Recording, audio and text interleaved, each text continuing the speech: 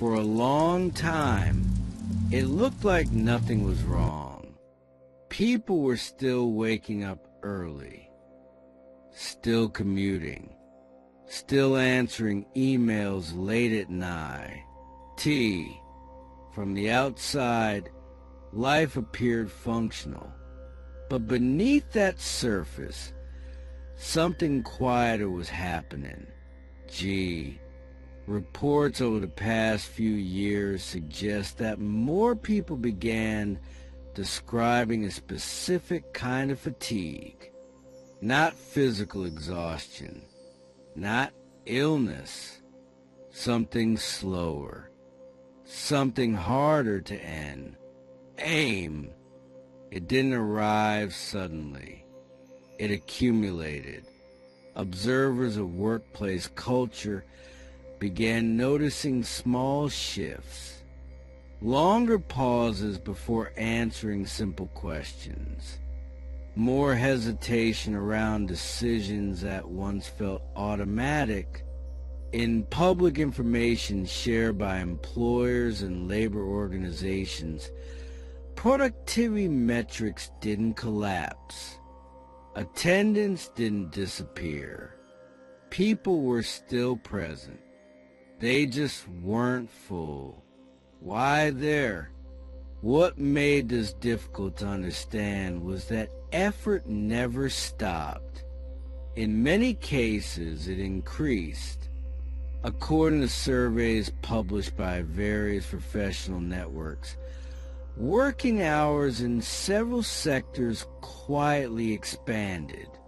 Even without official mandates, people stayed logged in longer, not because they were asked to, because they felt they had to. Some observers believed this pressure didn't come from management alone. It came from uncertainty.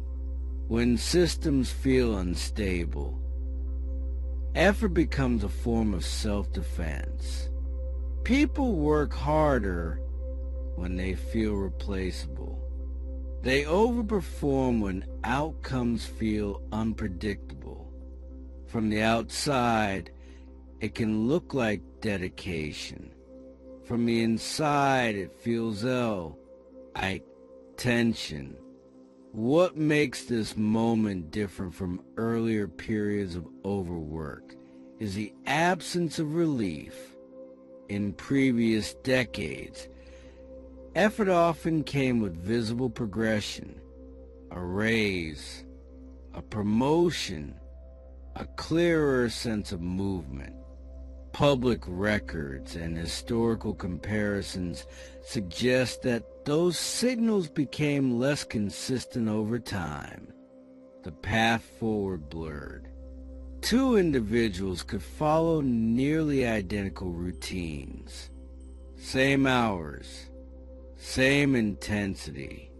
One would advance, the other would stall. No obvious explanation. Some analysts point to structural shifts, automation, platform-based economies. Winner-take-most dynamics. But for the people living inside those systems, the experience was simpler. They were trying harder and feeling less secure. This is where confusion quietly settled in. When effort stops producing predictable outcomes, people begin questioning themselves. Not immediately, gradually. They replay decisions, reevaluate their discipline, assume the problem is personal. According to mental health professionals quoted in workplace studies, this pattern appears frequently. Individuals internalize structural friction. They don't say, the system is misaligned. They say, I'm falling behind. That belief carries weight. It changes how time is experienced. Even rest becomes conditional. Even silence feels unearned. Some observers describe this as a loss of margin.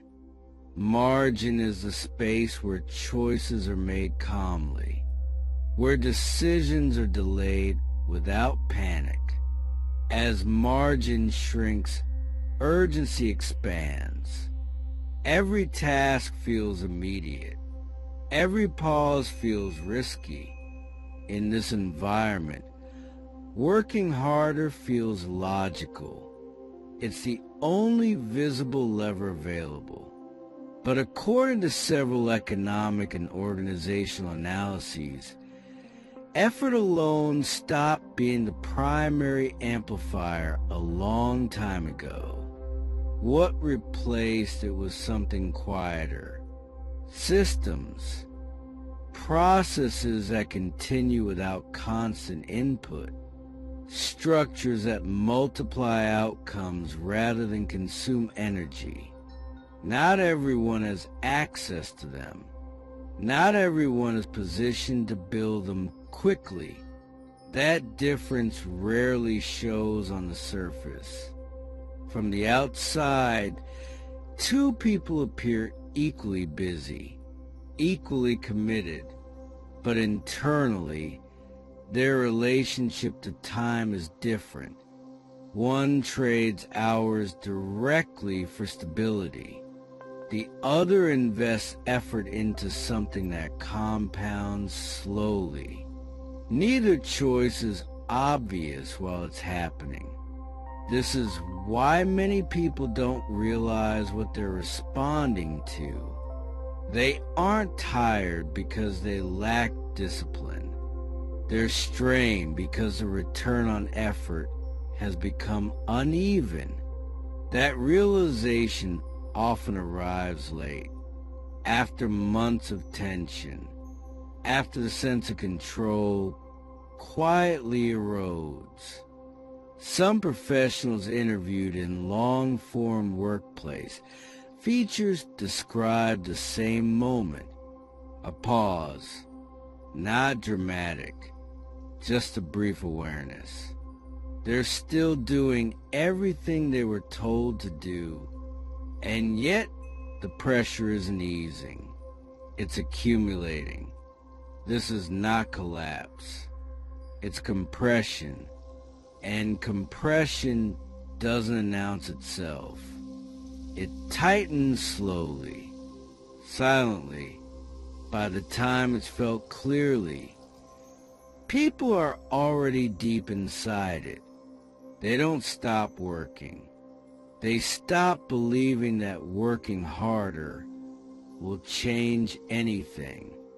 And that belief, once it shifts, doesn't return easily.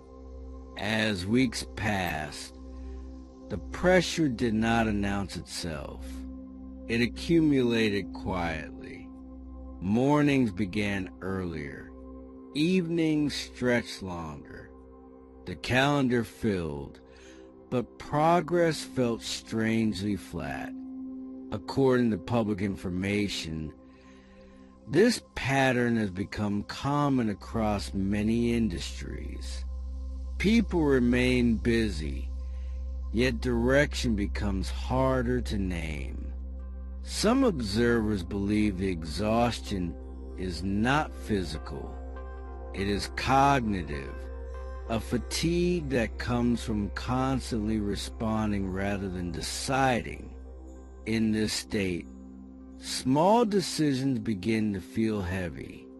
Emails wait unanswered. Tasks are started but rarely finish with satisfaction. The system rewards motion, not meaning. Activity becomes a substitute for clarity. Reports suggest that when individuals operate without leverage, effort compounds stress instead of results. The work expands, but the outcome stays narrow. Over time, this creates a subtle shift in behavior. People stop asking where they're going. They focus instead on how to get through the day. This is not resignation. It is adaptation. Quietly, priorities change. Rest becomes something to earn. Silence becomes uncomfortable. Some choose to fill every gap with noise. Podcasts while commuting, videos while eating, messages while walking. The mind rarely settles. In interviews and long-form accounts, individuals often describe the same moment, a pause, a realization that despite constant movement, nothing fundamental has changed.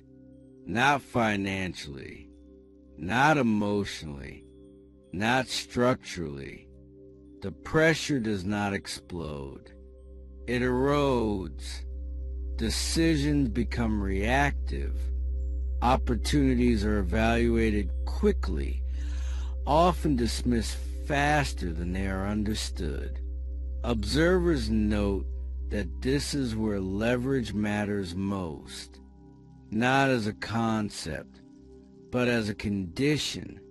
Leverage reduces dependency on constant effort. It creates distance between action and outcome. Without it, every gain requires presence. Every pause feels risky. According to some economic analyses, systems at scale tend to reward those who build once and benefit repeatedly. Those without access to such systems remain tied to time. Time becomes a constraint, not skill, not intelligence. As this realization settles, behavior changes again. People begin to protect their attention, or attempt to. Notifications are muted. Schedules are adjusted. Small boundaries are tested. These actions appear minor. They are not. They mark the beginning of separation between pressure and identity. Some accounts describe this phase as unsettling. Silence reveals questions that have been postponed. What is actually necessary? What is merely habitual? The answers are rarely immediate. Clarity does not arrive with force. It arrives gradually through subtraction, less noise, fewer commitments, more space between decisions. In this space, patterns become visible, which actions produce lasting results, which simply consume energy. According to behavioral researchers, this awareness often precedes structural change, not dramatic shifts, but deliberate ones. Work is reorganized, time is reallocated, focus narrows. This is not withdrawal. It is recalibration. Control in this context does not mean dominance. It means alignment. Actions begin to match intention. Effort is applied where it compounds. The pressure does not disappear, but it becomes predictable, and predictability reduces fear. In documented cases, individuals who reach this stage describe a different relationship with work. Less urgency, more precision. They stop measuring days by exhaustion. They begin measuring by clarity. The environment remains demanding. The system does not soften, but the response changes. Leverage is not always visible.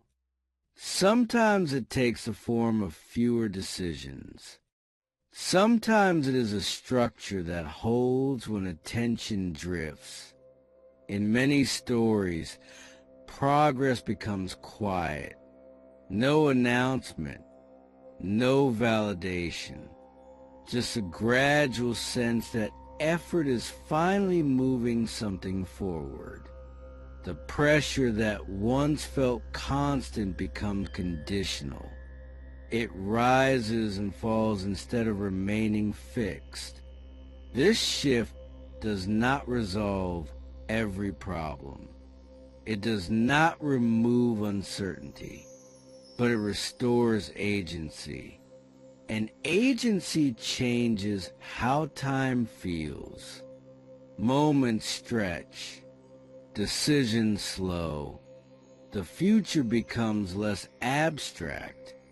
Some observers note that this is where many stories end, not with resolution, but with stability.